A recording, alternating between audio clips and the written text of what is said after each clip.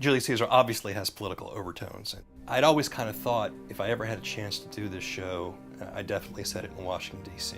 So Axis Studio and I collaborated on the set design where we see Washington, D.C., but we see Washington, D.C. in ruins, where the violence, the divisions between people have torn everything apart.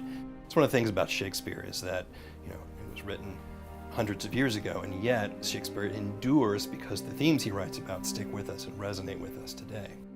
Shakespeare wanted to point out that people are easily manipulated.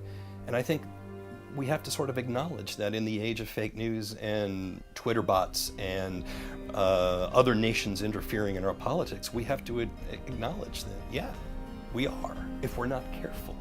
I think we also have to acknowledge that there is a tendency toward violence.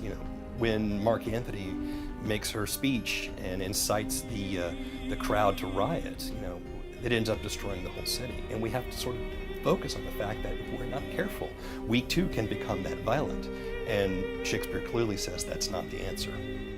It was a challenge to get all the various people together. We had lots of crowd scenes.